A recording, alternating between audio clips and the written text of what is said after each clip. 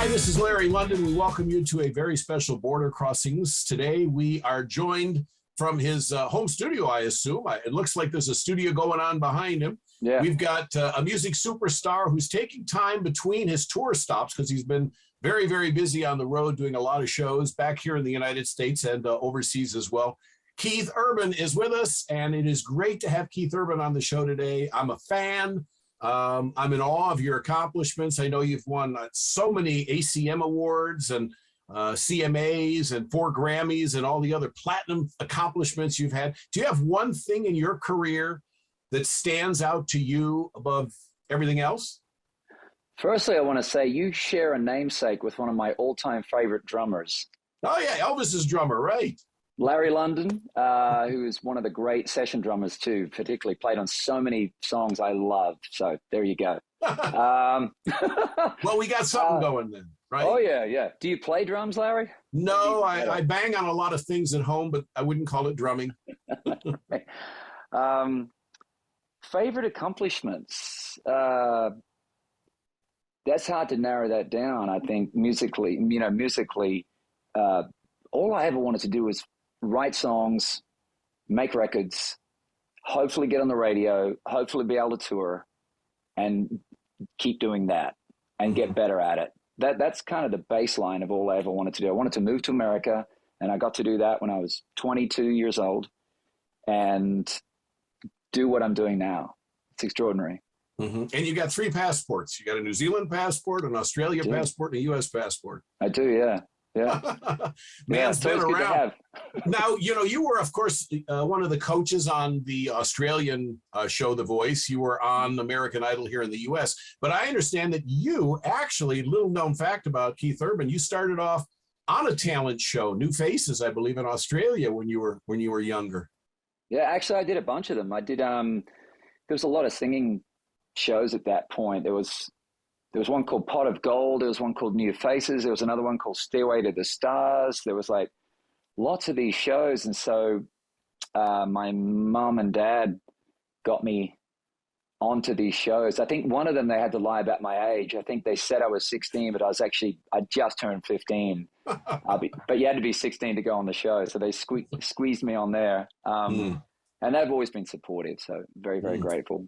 Well, speaking of your age, you got a birthday coming up, 55, the big 5-5 in October. What is the plan? Are you going to be with the family, with Nicole and the kids? Oh, yeah, for sure. Yeah. I never work during that period. I like to just be with the family, and this year will be no exception. Mm-hmm. Are you a religious man? I mean, just looking at your kids' names, Sunday and Faith. Is it a religious connection, or just happen to be those names? That's a good point. This Sunday actually was a suggestion from Nick's father, and we just loved the name. For Nick and I, it was really about the fact that when I was single, and I think a lot of single people can relate to it, Sunday was my least favorite day because everybody's with their families. Nobody wants to go out clubbing. Nobody wants to do anything on a Sunday. And when I was single, I dreaded Sundays. After I met Nick, it became my favorite day because it was a day we had to ourselves. There was no work. We could just be together. So it went from least favorite to favorite. And so because of that, and Nick had the same experience, we decided that Sunday was the perfect name for our first daughter. So it wasn't typical religious choosing of that name at all. And then Faith was just a name that seemed right for her as she was coming into the world. And we didn't think about the 2 names together, but it has a lot of strong belief in something greater than ourselves, for sure. Yes, absolutely. And are you going to encourage the girls to get into music? They haven't needed much encouragement. I know that Faith she loves singing and writing songs. She's only 11, so who knows what they're going to get into. But we just support them being committed to it and really working hard at it, no matter what it is. It's amazing. I mean, I can't imagine being an 11-year-old and your dad is Keith Urban, your mom is Nicole Kidman. I mean, that's just, blows my mind away. Now, you grew up playing the ukulele, I guess, was the first instrument you picked up. Well, yeah.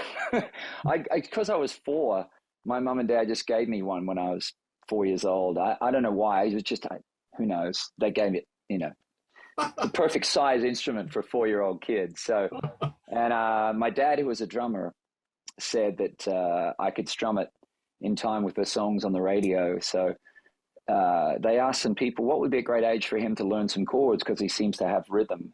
And they said 6 is good. And so when I was 6, they bought me a guitar and got me a teacher, and I just took to it right away. And I saw you playing the banjo for Nicole. Some video you had posted, I guess, on Facebook. You were strumming away, and she was sitting there watching you. It was really cool. Well, for the purists, it's a 6-string banjo, so I'm cheating a little bit. It's not the traditional 5-string banjo, which is pure. It's sort of a guitar banjo hybrid that they call a ganjo, and I've had that for a long time. I just love that sound. I've always loved that sound. We're talking with the music superstar Keith Urban, who is on tour. The new album is The Speed of Now, Part 1, which lends belief that there's going to be a Part 2. Maybe. Come on, we'll keep it between you and I, all right? Just a little between you and I. Not a few million people. Yeah, I think there will be a Part 2, but I don't think it'll be the next record. I think the beauty about those kinds of things is they don't have to be sequential. I think when another record comes along that feels like it's in line with that first album, a lot of songs got left off of that first album. So those ones will probably see the light of day on Part 2 at some point.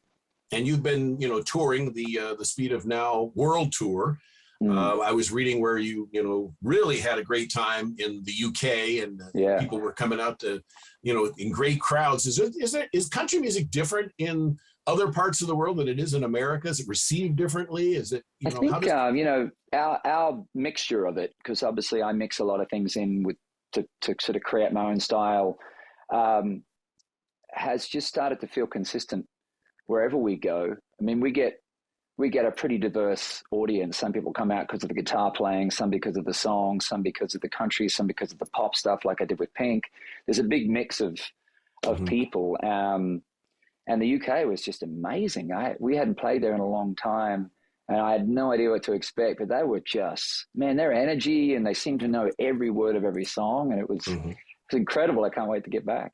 And what made you decide that Ram Jam, Black Betty, that would be a song you want to do? There's a song on my album called Tumbleweed, and when we were running the song at Soundcheck one day, I just sort of spontaneously went into a bit of that. Whoa, Black Betty, bam, bam. I just kind of had that vibe about it, and so I decided that'd be a good spot to put the place that we're playing in, to put their name, city or town name, in there as part of that riff as well. Well, Keith Urban, that name is known around the world. Of course, you have your own guitar line. You give money to charity. You give a lot of money to charity. The Mr. Opus Foundation is one, the Holland Opus. And why did you pick that charity? Music education programs, I mean, for me, are really important, among many others, but particularly that, because I just grew up in a basic public school in Australia that had a pretty basic music class, nothing fancy. There was a piano, beat up old upright piano, and a real basic kind of class. But nonetheless, we had a music class, and it seems like over the years, music has been one of those things that when a school is trying to cut certain things out, music often gets cut out. I think it's seen too much as a sort of peripheral, not really necessary thing. We can do without that. We've got to keep the sport, and we've got to keep the academics, but we'll get rid of the arts. And as a musician, and also as somebody that was my expression for my voice as a kid, not just here, but like here, every part of me needed music to be able to connect with people and express and articulate my thoughts and who I was. I don't know what I would have done if I hadn't had music to help me with that. So I'm passionate about making sure we can continue the support for those programs in schools where kids really need it. You are really an inspiration and a role model for so many people. You're one of really a genuine, sincere person. When you're talking to Keith Urban that you're really, opening yourself up. And I assume that the new album has a lot of personal songs on it. I mean, Mm. different songs that you created, you wrote. Do you typically, you like to write your own music? I've written a lot of it over the years, but I've also recorded songs that I found written by other people. Some of my big hits, like Blue Inch of Color, You'll Think of Me, those are songs written by other people. And I got sent the song and loved them. So I'm not 100% writing everything, but every now and then certain songs come along. We were asked quite a few years back to write a song for a film called Act of Valor. And it was a song called For You that my co-writer and I, Monty Powell, wrote. After seeing an early cut of the film before it came out, they asked us if we'd try and write something for the film, and we wrote that song. So I love writing for something where I feel, I feel something from it, and the song came quite quick because of it. Are the songs that you write songs that you either observe or songs that you've experienced? I mean, are they happenings that you watch other people living, or where do you get your inspiration? I think it's both in most cases. There's always something, even if it's a song I didn't write, I'm going to be able to relate to something in the story. A lot of the times it's both people. A song like Blue Inch of Color, I know that guy in the song, but I know that girl in the song too. And I can strongly relate to that story. Same with You'll Think of Me and those sorts of songs. Mm-hmm. And how about Brown Eyes Baby? That is the new single. Yeah. Where's the inspiration for that one?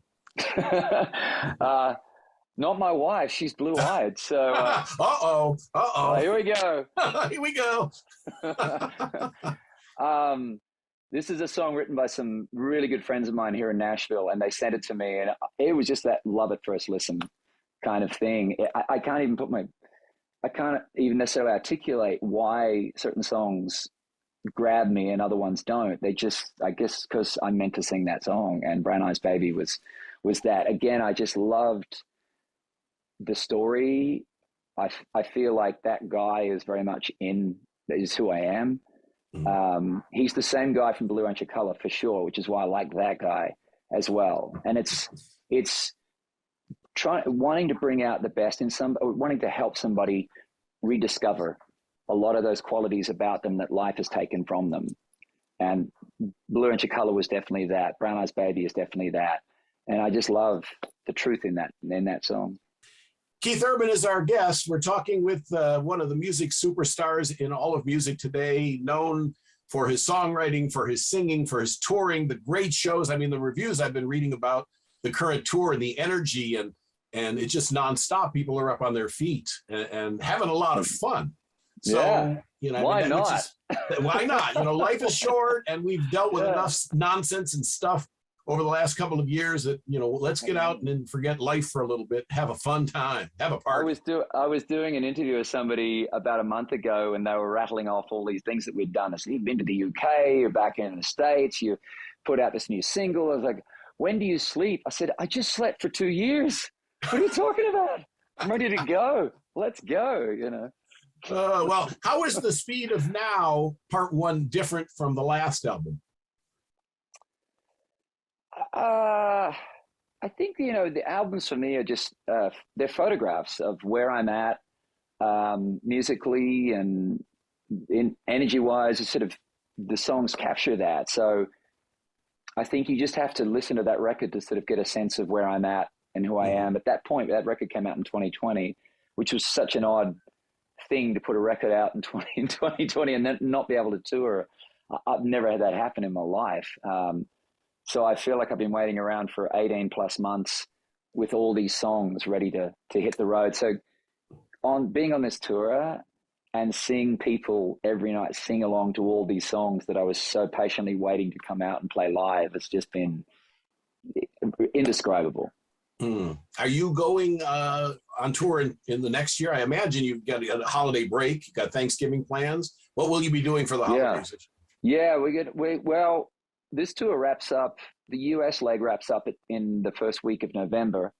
And then we have about 3 weeks off, which will include Thanksgiving. And then we take everything down to Australia and do about 12, 13 dates down there, all the way up towards the week before Christmas.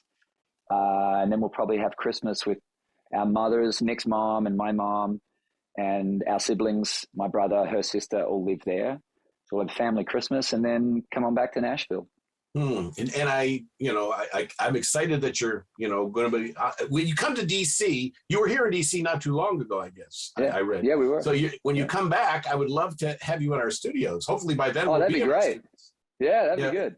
I would love to be able to talk to you. Now, acting. Of course, your wife is a very famous actress, and you just did a voice character in an animated film. You played Doug in an animated movie. So do you have plans to do any more acting? Can we see Keith Urban on the big screen? I don't foresee that. No, there's someone in my family that's much better at it, Larry. So I think. But you have a connection, I got an in. It's who you know. I think if anything, it's given me a chance to see that you have to be called to that. I think it's like music. I was called to make music. That's my calling. That's my passion. It's creatively my first love, creatively. And Nick's is acting, and I think it just works perfectly, just the way it is. What do you do when you're not making music? What kind of hobbies does Keith Urban have? Making music. Making music when you're not making music. Yeah, it's a hobby that. It was a hobby to begin with, and then it turned into a way to make a living, and my job and my calling. But it's my passion. It's very separate to just work. So I love writing songs. I love recording. This studio here is in our house downstairs. And where are you living? We're in Nashville. Nashville, okay. Music City. Oh, wow, yeah. Been here almost 30 years. Crazy. Wow. Yeah. Wow. That's fantastic. Now, when you talked earlier about Brown Eyes Baby not being about Nicole, I'm sure you've written some songs about her, inspired by her. Sure, yeah. This is your redemption, Keith. This is the chance to redeem us. She knows. Yeah, I mean, the first one I always think of is The Fighter, which is a duet I did with Carrie Underwood. And that's very, I mean, that's about Nick top to bottom. It's a very straight ahead song about her. Yeah. You have collaborated with so many different artists, Pink, and of course Carrie Underwood and many other country stars. And what is the future for you as far as collaborations? Tell me about some of the plan. Is there people on your list of collaborations that you haven't collaborated with, your wish list? Oh, always. Yeah, always. But I'm also, I Shazam a lot. So I'm tagging songs in random places. I'll be the guy standing on the table at a restaurant trying to get my phone close enough to the speaker because I want to tag that quiet song I can just hear. And I think from that, my musical expression has expanded so much because I like different songs speak to me for different reasons. Like I'll tag something and I would think, why do I like, what was it about this song I liked? And I don't always know. It's just it's a feeling, right? It's just a feeling. It's, I don't know. Because a lot of the times, I think especially us guys, I think most guys I know, we don't know the words to the song. Usually for a while with this, we love something else about the song, the beat, the groove, the melody, a hook, something, the way it sounds, the way it makes us feel. And so I think I respond to that feeling in songs, and it's the same with collaborators. I think I just, something speaks to me and I want to go and work with that person if I can. What are 3 must-play songs at a Keith Urban concert? 3 songs you have to do. Somebody Like You. Blue Ain't Your Color. And what would be a third one? Man, that's a good question. We always close out with Wasted Time.